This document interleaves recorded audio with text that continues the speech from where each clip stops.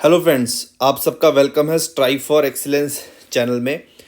आज का वीडियो जो रहेगा वो CTET जुलाई 2023 जो अभी एडवर्टाइज्ड हो चुका है उसके बारे में मैं आपको बताऊंगा कि आपने इसमें किस तरीके से अप्लाई करना है, इसका क्या प्रोसेस है, क्या नहीं है। तो वीडियो के साथ बने रहें और ऐसी ही जानकारी के लिए चैनल को सब्सक्राइब ज़रूर कर लें।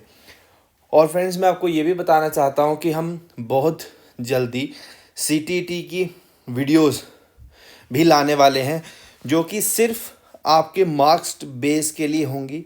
आपको कैसे क्वालिफाई करना है, आपको कैसे ज़्यादा से ज़्यादा मार्क्स लेने हैं। तो मैं आपको ये भी बता देना चाहता हूँ कि मैं खुद CTET क्वालिफाइड हूँ। पेपर सेकंड और पेपर वन मेरा खुद क्वालिफाइड है। तो इसलिए और जो भी आपको टीम मेरे थ्रू दी जाएगी तो वो भी जो है वो अपने सब्जेक्ट एक्सपर्ट्स हैं।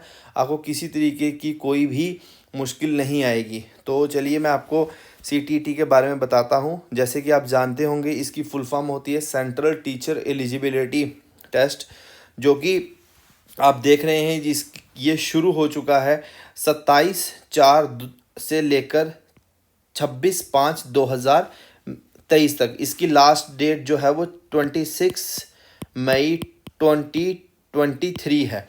तो आप इससे पहले इसको जो है अप्लाई कर लीजिएगा।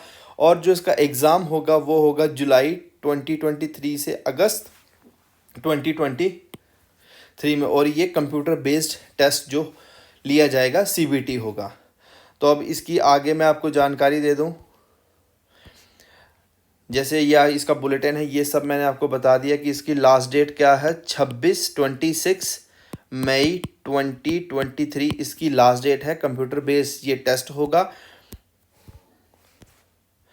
और फ्रेंड्स, ये कुछ बातें दी हैं कि आपने कैसे कैसे फॉर्म को अप्लाई करना है, तो वो आप देख लीजिएगा। उसके बाद जो मेन बात मैं आपको बता दूं कि इसमें आपकी फ़ीस जो रहेगी, जो जनरल कैटेगरी के बच्चे हैं या जो OBC नॉन क्रीमी लेयर के हैं, अगर वो ओनली पेपर 1 या सिर्फ पेपर 2 को फिल करते हैं तो उनको 1000 रुपये फ़ीस देनी होगी। और अगर वो दोनों पेपर्स को फिल करते हैं, पेपर 1 एंड पेपर 2 को, तो उनको 1200 रुपीज़ फ़ीस देनी होगी। वही जो ST SC होंगे, जो डिफ़िकल्ट एबल स्टूडेंट्स होंगे, उनको पेपर चाहे वो 1 पढ़े फिल करें चाहे 2, उनको 500 रुपीज़ फ़ीस देनी होगी। और अगर वो दोनों पेपर्स को फिल करें तो उनको 600 रुपीज़ फ़ीस देनी होगी। होप मैं आपको क्लियर होगा। मैं आपको फिर से बता देना चाहता हूँ कि अगर जो जनरल कैटेगरी का स्टूडेंट होगा वो चाहे कोई भी एक पेपर फिल करेगा तो उसको 1000 रुपये देने हैं। अगर वो दोनों पेपर फिल करता है तो उसको 1200 रुपये देने हैं। अगर कोई भी डिसेबल है, ST SC है, अगर वो एक पेपर फिल करता है तो उसको 500 देने हैं। अगर वो दोनों पेपरों को फिल करता है उसको 600 रुपये देने हैं। ये सारी ऑनलाइन पेमेंट होगी जो कि debit card, credit card, net banking के थ्रू होगी। तो ये सारा दिया हुआ कि आपने कैसे कैसे फॉर्म को भरना है। आपका जो नाम होगा वो 10th 12th इन सब के रिलेटेड होना चाहिए। आप इतने तो समझदार हो चुके हैं कि आपको ये सब चीज़ें मालूम रहती हैं। अगली मैं आपको इसकी जानकारी दे दूं कि इसमें अगला देख लीजिए आप। अगर आपको किसी भी चीज़ की परेशानी होगी तो आप इसमें देख सकते हैं। इसमें short title, definition, eligibility, structure, कैसे एग्ज़ाम होगा, क्या सिलेबस होगा, कब एडमिट कार्ड आएंगे, तो ये सब सारी चीज़ें इस बुलेटिन में दी हुई हैं। नेक्स्ट ये मैं आपको बता दूं, ये सेंट्रल टीचर एलिजिबिलिटी टेस्ट जो होता है ये ministry of education government of India के द्वारा इंटरेस्टेड रिस्पॉन्सिबिलिटी होती है। सेंट्रल एलिजिबिलिटी टेस्ट जो कि CBSE लेती है, central board of secondary education Delhi के द्वारा। ये जो एग्ज़ाम कंडक्टिंग एजेंसी इसमें CBSE होती है। तो ये पेपर CTET उस चीज़ के लिए होता है। मैं आपको जो स्टूडेंट्स नहीं जानते मैं बता दूं, इसका मतलब सेंट्रल टीचर एलिजिबिलिटी टेस्ट है, जो कि अगर आपको सेंटर में टीचर बनना है, चाहे आप 1st to 5th, चाहे 6th to 10th के लिए PRT और TGT, तो आपको ये एग्ज़ाम क्वालिफाई करना होगा। इसके बिना आप टीचर पोस्ट के लिए अप्लाई नहीं कर सकते। और आजकल ये स्टेट्स में भी कंपलसरी किया जा रहा है। एक तो इससे आपका रेपुटेशन भी बढ़ेगा कि आप एक क्वालिफाइड टीचर हैं, टीचर बनने के लायक हैं। ये आपको ये फॉर्म जब आप अप्लाई करेंगे और इसको क्वालिफाई कर देंगे तो ये प्रमाणित करेगा कि you are eligible for a teacher, कि आप एक शिक्षक जो है वो बन सकते हैं, आप में काबिलियत है। तो mode of submission of application जो होगा वो सब ऑनलाइन होगा। वेबसाइट मैं आपको बता रहा हूँ CTET.nic.in, इसी से होगा। ये बाकी सारी डिटेल्स लिखी हुई हैं कैसे कैसे। अब जो मेन एलिजिबिलिटी की बात आती है फ्रेंड्स, एलिजिबिलिटी आप ध्यान से सुन लीजिएगा, इसमें क्या एलिजिबिलिटी दी है। The minimum eligibility for appearing in the CTET are as notified by NCTE। The candidate are advise to visit the website में जाकर देख सकते हैं। मिनिमम दी है the National Council of Teaching Education Teacher Education determine the minimum qualification for the person to be recruit as education teachers and physical teachers in a pre-primary, primary, upper primary, secondary, senior secondary, intermediate। तो जो वो बोलता है कि जो NCTE होता है, यही जो होता है सारी एलिजिबिलिटी को तय करता है कि कौन सा टीचर कैसे बनेगा, उसके लिए क्या एलिजिबिलिटी रहेगी। तो रूल्स इनकी वेबसाइट पर दिए हुए हैं और ये बोलता है the minimum qualification laid down in the recruitment rules for teacher as appropriate government where the school is situated or recruiting rules for the teachers of the केंद्रीय विद्यालय और नवोदय विद्यालय। और वो कहता है कि ये रूल बनाएंगे जो आगे रिक्रूटिंग एजेंसी जो आपको रिक्रूट करेगी, चाहे वो NVS हो, KVS हो, कोई भी स्कूल हो, कोई भी ऑर्गेनाइजेशन हो, तो उसके रिक्रूटमेंट रूल्स उसके अलग होंगे। बस ये होगा कि CTET अगर आपने रखा होगा, क्लियर कर चुका होंगे, तो आप एक टीचर बनने के लायक हैं। फिर वो बोलता है the candidate should satisfy his or her eligibility before applying and shall be personally responsible in the case he or she is not eligible to apply as per the given eligibility criteria। It is to be noted that a candidate has been allowed to appear in the CTET Central Teacher Eligibility Test. It does not imply that the candidate eligibility has been verified. It does not vest any right with the candidate for appointment. The eligibility shall be finally verified by the concerned recruitment agency। तो उन्होंने ये कहा कि जो भी बच्चा CTET के लिए अप्लाई करता है वो खुद इस चीज़ के लिए ज़िम्मेदार है, अपनी क्वालिफ़िकेशन को वो जांच ले, देख ले कि मैं क्वालिफ़ाई करता हूँ या नहीं करता हूँ। और उसके बाद चाहे वो क्वालिफ़ाई नहीं भी करता होगा, अगर वो पेपर पास कर लेता है और उसके बाद वो किसी रिक्रूटमेंट एजेंसी में जाता है, तो जो फाइनली रिक्रूटमेंट एजेंसी होगी वो देखेगी कि आपने जो CTET क्वालिफाई किया वो सही दायरे में किया या नहीं किया, कि आप लायक हो या नहीं हो। मैं आपको मोटे तौर पे बता दूं, इसकी क्वालिफिकेशन होती है कि आप ग्रेजुएट होने चाहिए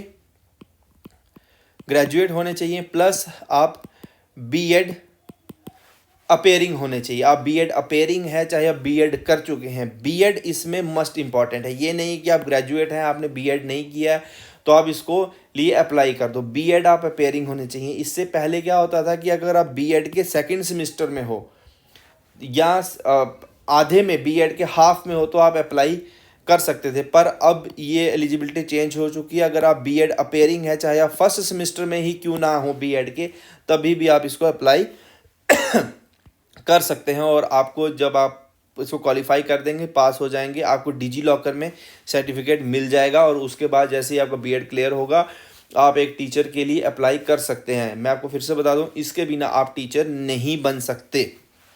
दूसरा,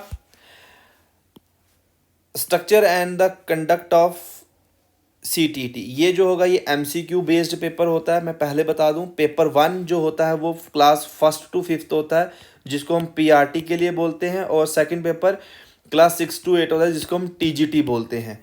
तो आपने देखना है कि आपने कौन सा पेपर फिल करना है, पेपर 1 या पेपर 2। पेपर 1 का मतलब 1st to 5th, पेपर 2 का मतलब 6th to 8th। उसके बाद वो बोलते हैं the person who intended to be teacher for both levels class 1 to 5th and 6 to 8 will have to appear in both the। ऐसे नहीं हो सकता कि आप बोलो कि सर हम पेपर 1 कर लेते हैं तो हम 2 के लिए एलिजिबल हो जाएंगे। नहीं, आप जिस पेपर के लिए क्वालिफाई करोगे, अगर आप पेपर 1 के लिए क्वालिफाई होते तो आप सिर्फ क्लास 1st to 5th को पढ़ाने के लायक हो। अगर आप पेपर 6 के लिए सेकंड के लिए अप्लाई करते हो तो आप 6 to 8th के लिए अप्लाई कर सकते हो जब भी कोई रिक्रूटमेंट जो पोस्ट आएगी। तो इसको आप खास ध्यान रखिएगा। अगर आप दोनों में करना चाहते हो तो आपको दोनों पेपर्स को सेपरेटली क्वालिफाई करना पड़ेगा और दोनों के लिए सिलेबस अलग अलग है। तो मैं आपको सिलेबस भी इन दोनों का बता दूं। Paper 1 for class first to fifth primary stage duration of examination जो होगी वो 2 घंटा रहेगी, सॉरी 2.5 घंटा रहेगी। The structure and the content all compulsory, बोला कि जो जितनी भी इसमें ये चीज़ें दी गई हैं ये सारी कंपलसरी हैं, आपको सब करनी है। कोई तरीके की किसी तरीके की इसमें नेगेटिव मार्किंग नहीं होती है। ये सिर्फ क्वालिफाइंग नेचर होता है। जो जनरल कैटेगरी का स्टूडेंट होता है उसको 90 90 और 90 से अबव मार्क्स चाहिए। जितने का 150 नंबर का पेपर है तो आपको 60% जो है इसको पास करना है। जनरल के लिए 60% एलिजिबिलिटी होती है और जो रिजर्व्ड कैटेगरी होगा उसके लिए आई थिंक 55% जो होती है वो एलिजिबिलिटी रहती है। 5% की रिलैक्सेशन, ये लिखा है ना 5% की रिलैक्सेशन उसको दी जाती है, तो आप उस हिसाब से देख लीजिए। पर जनरल के लिए 60% पास है, 90 मार्क्स और अबव 90 आप क्वालिफाइड हैं। अब आपको मैं पेपर 1 और पेपर 1 का सिलेबस मैं आपको बता दूं, जिसमें child development and pedagogy compulsory, language 1 compulsory, language 2 compulsory. इसमें आपको मैथमेटिक्स होगा और इन्वायरमेंट स्टडी होगा, ईवीएस। आपको जो child development and pedagogy 30 MCQ आएंगे 30 मार्क्स के। लैंग्वेज 1 भी आपको 30 एमसीक्यू 30 मार्क्स के। लैंग्वेज 2 भी 30 MCQ 30 marks. Mathematics 30 MCQ 30 marks. Environment भी 30 एमसीक्यू 30 मार्क्स। टोटल हो गया 150 एमसीक्यू होंगे और 150 मार्क्स होंगे। मतलब एक एमसीक्यू 1 नंबर का आपको इसमें मिलेगा। तो student nature of question, nature and the standard of questions क्या होगा।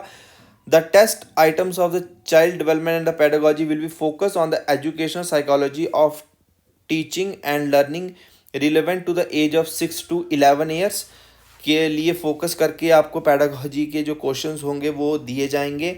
उसके बाद मैं आपको दूसरा बता दूं, the test items in the language 1 focus on the proficiency related to the medium of instructions, और जो लैंग्वेज 2 होगी वो फोकस करेगी element of language communication and the comprehension ability की टीचर की क्या है। तो जो पेपर लैंग्वेज 1 और जो लैंग्वेज 2 होगी ये आपको दोनों अपने हिसाब से चूज़ करनी है। मैं आपको बता दूंगा ये लैंग्वेज 1 और ये कुछ लैंग्वेजेस के कोड दिए हैं, कौन सी लैंग्वेज आपको लेनी है कौन सी आपको नहीं लेनी। ये जो ऑप्शन ये सेकंड लैंग्वेज के लिए ऑप्शन है। पहली लैंग्वेज हिंदी और इंग्लिश ही होगी और दूसरी लैंग्वेज के लिए आपको ये कोड्स जो हैं इसमें दिए गए हैं। पहली आपको चाहे आप हिंदी लो चाहे इंग्लिश, और दूसरी लैंग्वेज आपको कोई भी इनमें से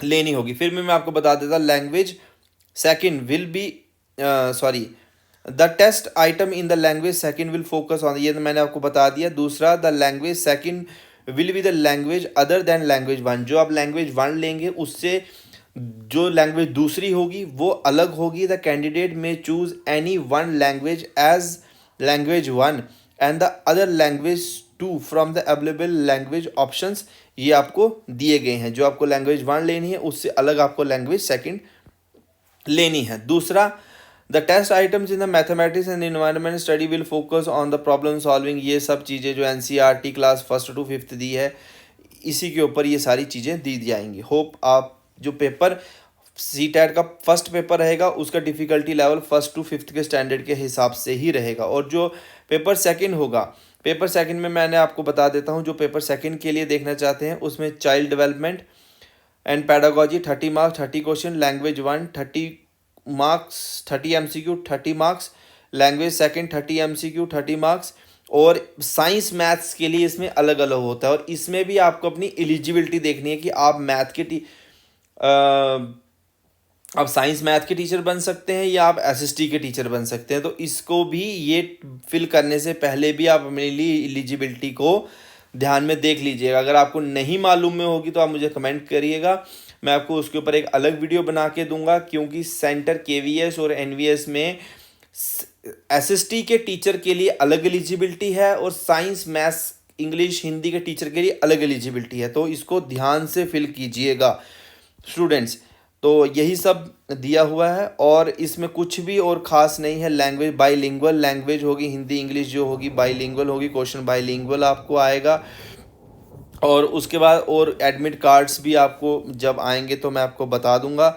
जनरल की बता दिया मैंने आपको, वेरिफिकेशंस बता दी, उसके बाद लास्ट डेट भी हमने आपको बता दी। और इसमें सिलेबस है, जो सिलेबस है सिलेबस के बारे में मैं आपसे बाद में डिस्कस करूंगा, क्योंकि वीडियो बहुत लंबा चल जाएगा। अगर आपको सिलेबस के बारे में नहीं पता है तो आप मुझे कमेंट करिएगा, आपको जिस टॉपिक के ऊपर मुश्किल है आप बताइएगा, मैं आपको बताऊंगा। और मैं आपको फिर से बता दूं कि आने वाले टाइम में कुछ दिनों में हम क्लासेस भी इस पर शुरू कर देंगे, जिसमें हम पैडागोजी को कवर करेंगे, हम लैंग्वेजेस को कवर करेंगे, पेपर सेकंड की हम एसएसटी को कवर करेंगे। जैसे कि फ्रेंड्स आप जानते हैं